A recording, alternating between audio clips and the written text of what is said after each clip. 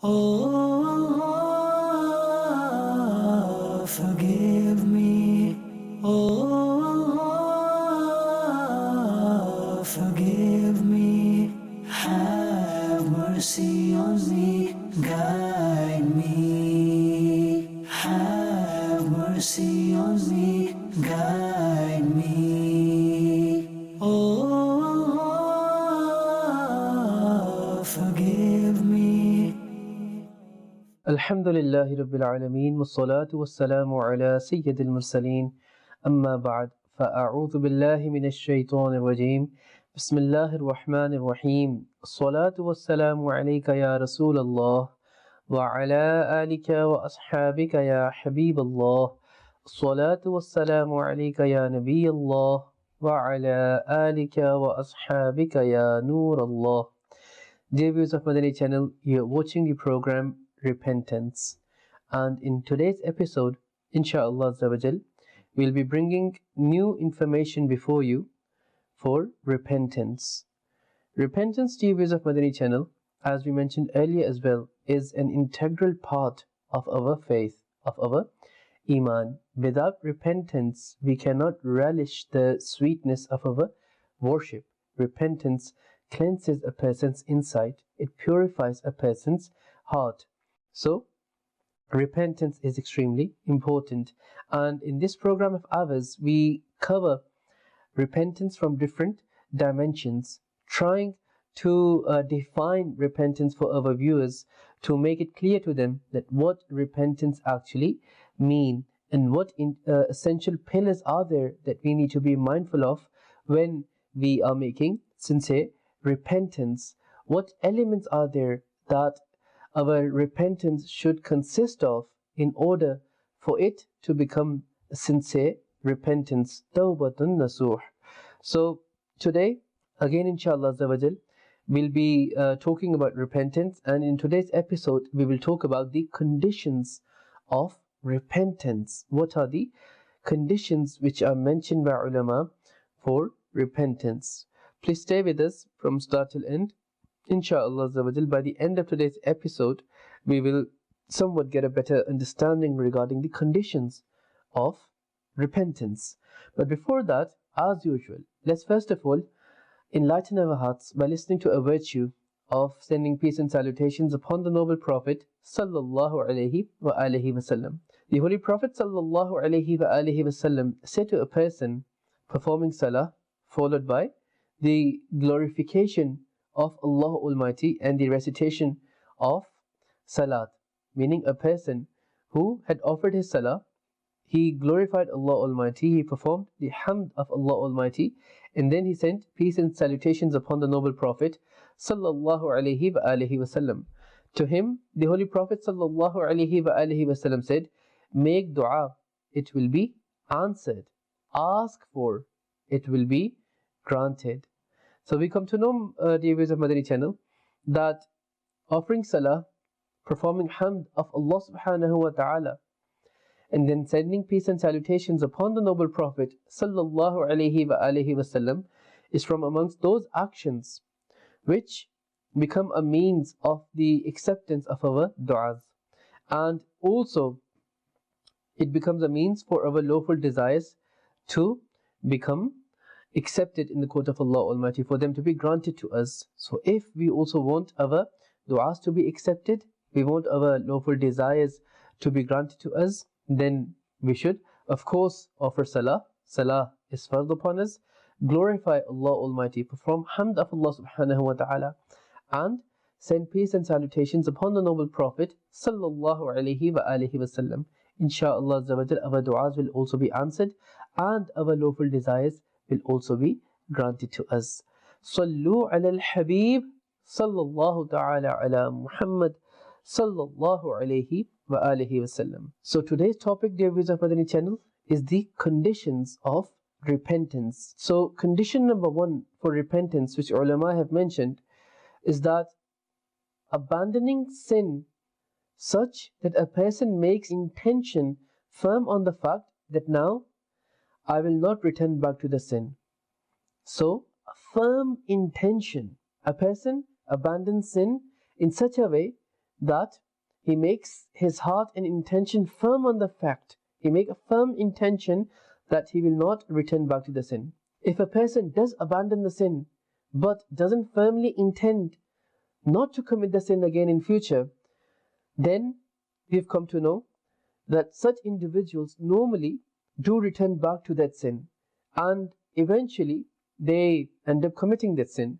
So such kind of people will not be deemed as those who repent wholeheartedly. They will be those who temporarily, for timing, they abandon the sin, leave the sin, but they will not be amongst those who repent wholeheartedly. So the first condition is making a firm intention of not returning back to the sin after abandoning it. Second condition, a sin should have been committed upon which he would be repenting. Otherwise, he wouldn't be repenting over it, he would be abstaining from it, he would be avoiding the sin. Condition number 3, abandoning of sin should be primarily and solely for the honor of Allah Almighty and to remain safe from His anger and His wrath. It should not be for any worldly gain, fear of people, seeking one's own praise and acclaim, desiring to attain fame, or because of physical weakness or dependency. So we need to ensure that whenever we repent, it is solely for the pleasure of Allah subhanahu wa ta'ala, not for any worldly gain. Because many a times, there are many different kind of scenarios in which we see people abandoning sins. One scenario could be that certain peoples or certain group of people may deem that person as noble. They deem him as an honorable individual of the society, whereas they're unaware of the sin that he commits. Now, this person over here, he fears that this sin will become apparent upon these people, and I will lose my dignity, my honor in their sight. So eventually, what does he do? He abandons the sin. He abandons the sin over here. Now, he has abandoned the sin. But what is the purpose, his intention behind abandoning the sin? A sin in itself was an action that was a means of displeasing Allah subhanahu wa ta'ala. But over here, he abandoned this sin. Why? Not to lose his honor and his dignity, his respect in the sight of people. Not because he feared the wrath of Allah subhanahu wa ta'ala, or he was worried about Allah subhanahu wa ta'ala being displeased with him. Although he abandoned the sin over here, but the intention was something else. Similarly, sometimes people, they attain a certain rank and they enjoy being on that rank because of maybe the financial earnings that they're having, or because of the respect factor, or there can be many other reasons. And people, they designate a person on a certain rank because of certain positive opinions that they carry about that certain individual. Now, if he openly commits those wrongdoings, those sins in front of those people, then he knows that this status, this rank, this position, this designation will be taken away from me. Or I wouldn't be as famous amongst people as I am now. People won't respect me anymore. This honor, this dignity will be taken away from me. Or maybe, I'll lose my certain job because of which I'm earning so much money. I'll have a great financial loss. Or maybe if I do a business, I lose out many customers once they come to know of a certain flaw in me. So, if a person abandons a sin because of any of these reasons, again, this will not be deemed as repentance, as him repenting. Why? Because leaving the sin, that is a fundamental condition of repentance. Leaving a sin, abandoning the sin. But then comes another important part of it, which is that what intention do you hold for abandoning and leaving that sin? So this is very important. So abandoning the sin is one thing, but the intention behind it is what would actually determine the abandoning of sin, whether that is valid claim for your repentance to be valid or not. So this is where we need to be very, very careful and mindful. So whenever you repent, whenever you abandon sin, it should be solely and primarily for the purpose of the pleasure of Allah subhanahu wa ta'ala. No worldly reason, no worldly gain, no other reason. Only fearing the wrath of Allah subhanahu wa ta'ala, the displeasure of Allah Almighty, and solely for the honor of Allah Almighty. So these are the conditions and some of the pillars, essential pillars of repentance, which ulama have mentioned.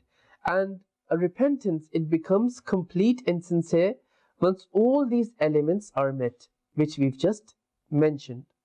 So whenever you repent after ma'azallah committing a sin, or the sins that we've committed in the past, please make sure that our repentance consists of all these pillars.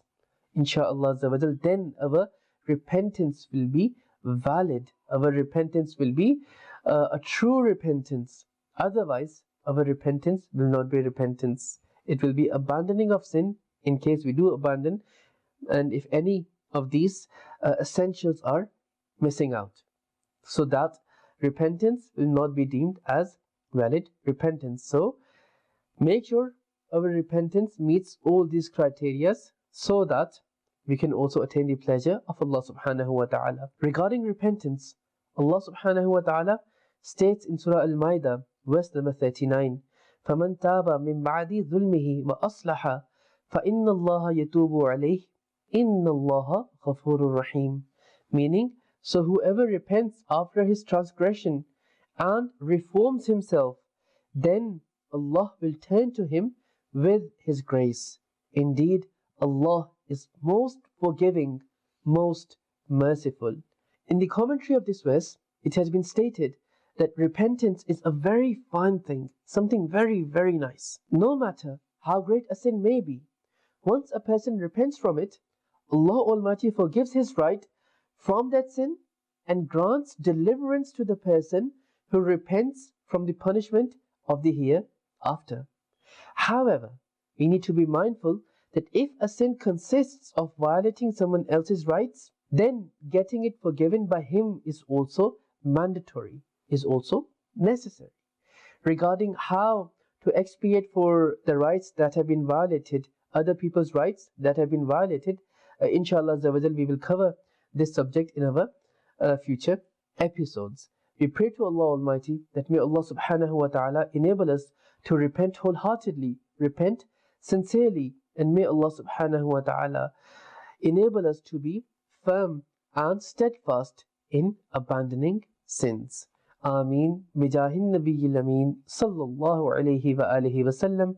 Sallu ala al-Habib sallallahu ta'ala ala Muhammad sallallahu alayhi wa alihi wa sallam. Oh, forgive me. Oh, forgive me. Have mercy